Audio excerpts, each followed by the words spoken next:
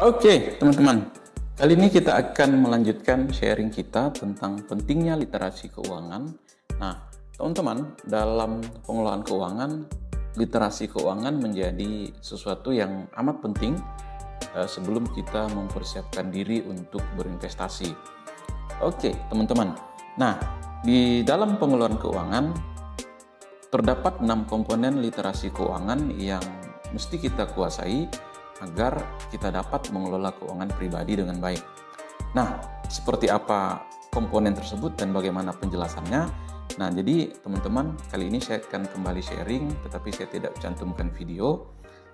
Saya lebih kepada semacam podcast atau voice over saja, tetapi mudah-mudahan ini tidak mengurangi substansi dari sharing kita tentang pentingnya literasi keuangan.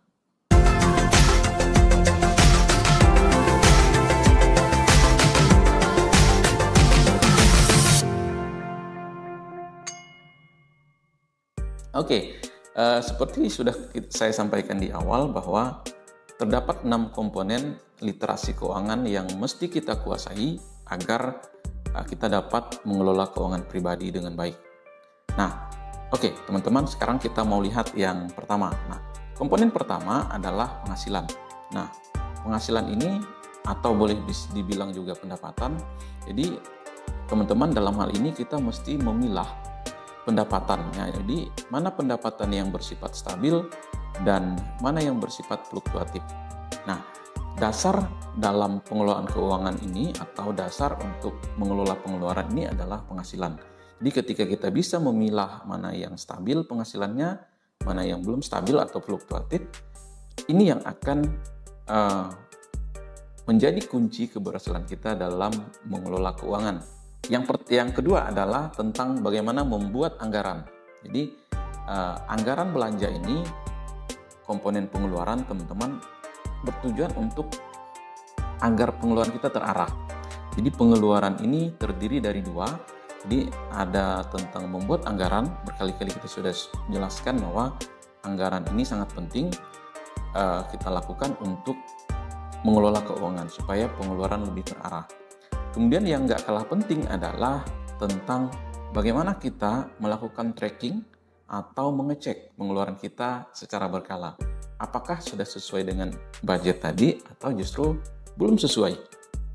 Nah, jika belum sesuai maka ada baiknya Anda belajar kembali dan pelajari kembali dan lakukan tracking. Komponen keuangan pribadi yang ketiga adalah tentang tabungan.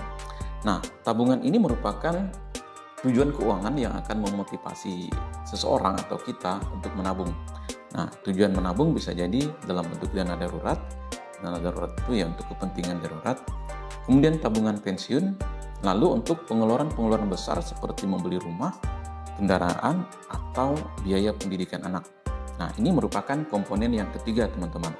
Jadi, di dalam sebuah buku yang pernah saya tulis, jadi rich employee itu juga memang mesti memiliki tabungan dan sekurang-kurangnya memang memiliki ke-6 indikator ini, penguasaan dalam 6 indikator ini dengan baik. Nanti saya akan coba cantumkan linknya di deskripsi di mana Anda bisa memperoleh buku tersebut. Nah, jadi yang keempat ini ada 2 panahnya, teman-teman. Jadi keuangan pribadi ini ke pinjaman dan kembali lagi ke sini. Nah, sejatinya teman-teman, pinjaman atau hutang ini, baik itu dalam kartu kredit atau pinjaman, sebisa mungkin kita gunakan untuk hal-hal produktif.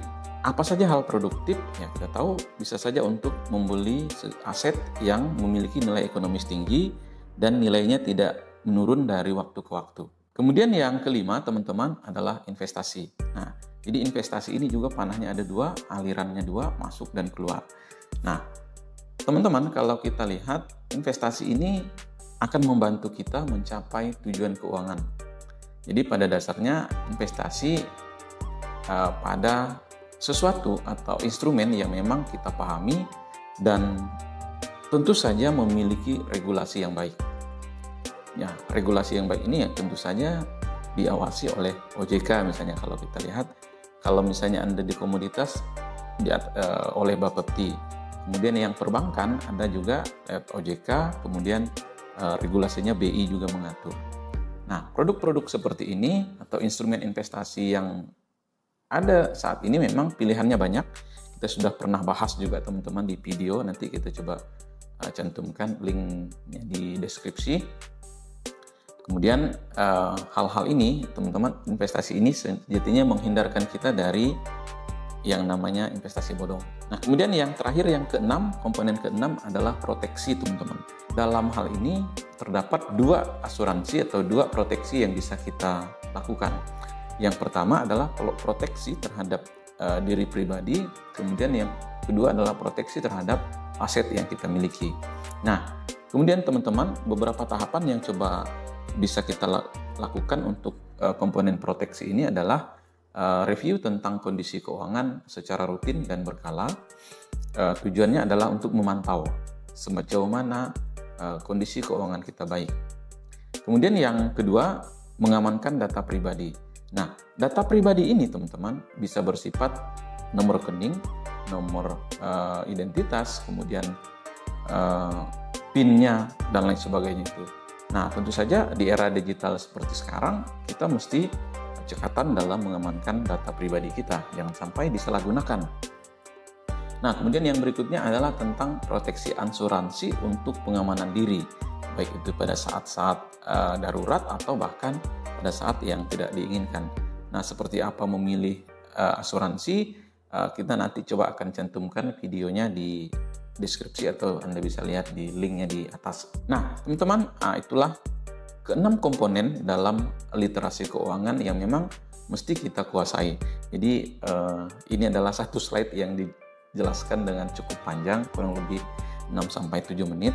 Mudah-mudahan penjelasan tentang literasi keuangan yang singkat ini memberikan kita pemahaman yang baik tentang bagaimana keuangan pribadi kita atau kondisi keuangan pribadi kita. Oke teman-teman, mudah-mudahan informasi ini bermanfaat. Jika Anda suka, Anda boleh like, Anda boleh share ke teman-teman Anda. Jika Anda suka dengan pembahasan di channel kami, silahkan subscribe dan nyalakan lonceng notifikasi agar tak ketinggalan video terbaru dari kami. Oke, saya Daniel dan salam satu frekuensi.